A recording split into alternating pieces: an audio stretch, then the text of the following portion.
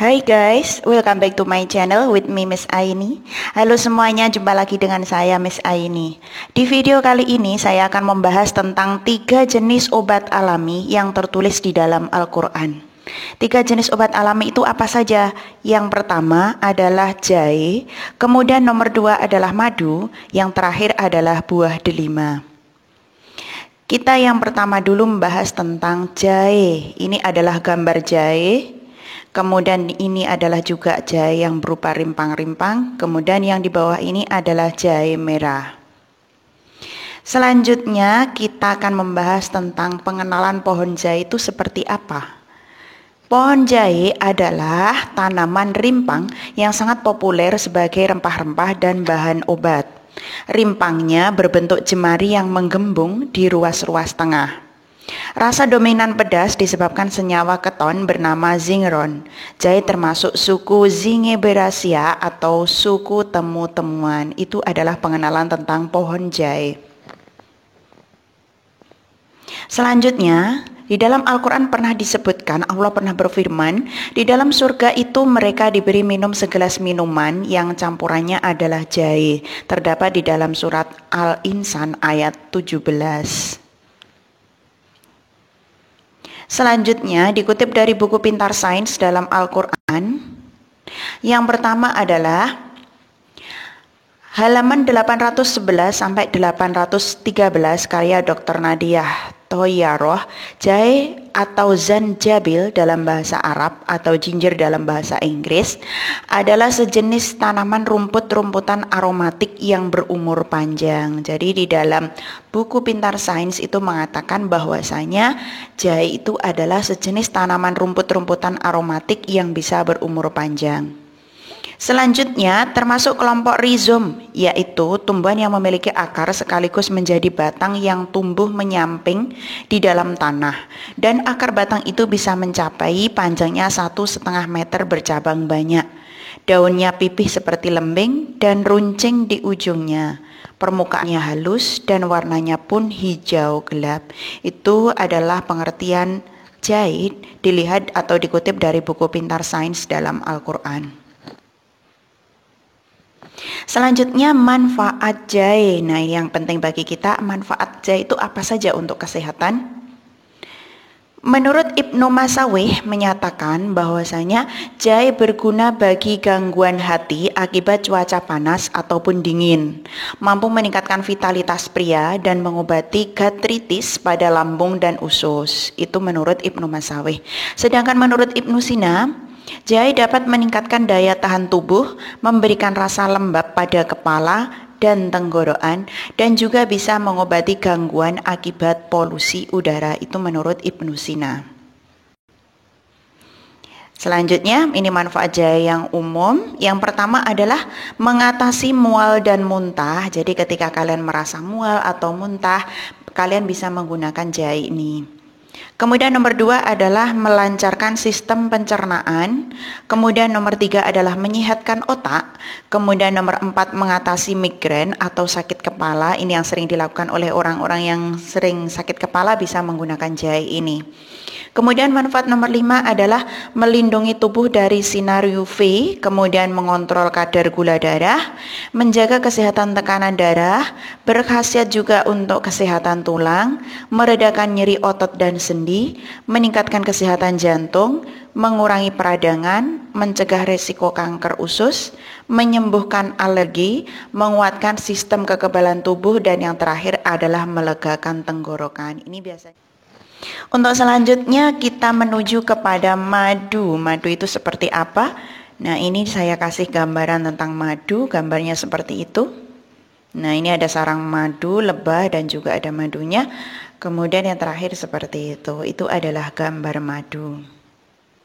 Selanjutnya kita mengenal yang pertama kali adalah madu itu seperti apa.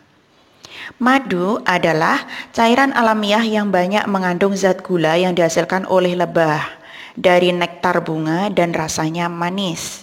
Jika lebah madu sudah berada dalam sarang nektar, dikeluarkan dari kantong madu yang terdapat pada abdomen dan dikunyah, dikerjakan bersama lebah lain. Jika nektar sudah halus, ditempatkan pada sel. Jika sel sudah penuh, akan ditutup dan terjadi fermentasi. Itu adalah madu, pengertian dari madu. Selanjutnya, kita menuju pada madu dalam Al-Quran itu seperti apa? Madu di dalam Al-Quran itu dipercaya dapat menjadi penawar berbagai penyakit. Seperti dijelaskan di dalam surat An-Nahl ayat 69 yang berbunyi, "Tsumma kulli min kulli tsamarati fasluki subula rabbiki dzulula yakhruju min butuniha syarabun mukhtalifun alwanuhu fihi syifaa'ul linnas." Ada kata-kata syifaa'ul linnas. Inna fi dzalika laayatal liqaumin yatafakkarun, yang artinya, kemudian makanlah dari tiap-tiap macam buah-buahan dan tempuhlah jalan Tuhanmu yang telah dimudahkan bagimu. Dari perut lebah itu keluar minuman madu yang bermacam-macam warnanya. Di dalamnya terdapat obat yang menyembuhkan bagi manusia. Sesungguhnya pada yang demikian itu benar-benar terdapat tanda kekuasaan Tuhan bagi orang-orang yang memikirkan. Itu adalah pengertian madu di dalam Al-Quran, surat An-Nahl ayat 69. Selanjutnya, madu itu menurut Dr. Zakir Naik itu seperti apa? Sementara dalam buku Al-Quran versus Sains Modern, menurut Dr. Zakir Naik karya Ramadhani dan kawan-kawan, disebutkan bahwasanya pada Perang Dunia II, orang-orang Rusia itu menggunakan madu untuk menyembuhkan luka-luka mereka. Jadi ketika Perang Dunia itu, madu itu sangat berfungsi sekali untuk menyembuhkan luka-luka mereka akibat Perang Dunia II. Selanjutnya, manfaat madu. Manfaat madu itu seperti apa? Yang pertama adalah sumber nutrisi yang lengkap. Kemudian nomor 2, dapat meningkatkan metabolisme tubuh. Kemudian dapat meningkatkan stamina. Kemudian memusnahkan bakteri dalam tubuh. Kemudian mengurangi batuk. Nah, ini yang biasanya terjadi ketika kalian merasa batuk, gatal-gatal, kalian bisa menggunakan madu. Kemudian nomor 6 adalah meningkatkan daya ingat. Kemudian nomor 7 mencegah kanker. Nomor 8 mengurangi risiko terkena serangan jantung. Kemudian mencegah dan mengobati diabetes, mengobati luka luar. Kemudian membantu mengobati dan menghilangkan alergi. Madu juga berfungsi sebagai kecantikan dan juga baik untuk ibu hamil. Nah, itu tadi adalah manfaat madu yang sangat luar biasa. Selanjutnya, tanaman yang ketiga yang telah disebutkan di dalam Al-Quran itu adalah buah delima. Buah delima itu seperti ini adalah gambar buah delima beserta pohonnya. Kemudian itu adalah buah delima yang masih hijau, semburat-semburat ada merahnya. Kemudian itu adalah buah delima yang berwarna merah. Selanjutnya kita mengenal dulu buah delima itu seperti apa. Delima dalam bahasa ilmiahnya dikenal dengan sebutan Punica granatum, merupakan jenis tanaman buah yang pohonnya dapat tumbuh mencapai ketinggian 5-8 meter. Batang pohonnya berkayu dan memiliki banyak percabangan, sedangkan daunnya bertangkai pendek dengan bentuk helaian daun lonjong lancet. Pada pangkalnya lancip tetapi ujungnya tumpul dengan ukuran panjang 1-9 cm dan lebarnya 0,5 sampai 0,25 cm dan berwarna hijau. Bunganya keluar di ujung ranting atau di ketiak daunnya yang paling atas dan berwarna merah, putih atau keungu-unguan. Itu adalah buah delima. Selanjutnya, buah delima dalam Al-Quran. Di dalam Al-Quran disebutkan di dalam surat Ar-Rahman ayat 68-69, "Fihima faqihatu wa nahlu wa rumman fa bi ayyi ala'i rabbikuma tukadziban." Yang artinya di dalam keduanya ada macam-macam buah-buahan dan kurma serta delima.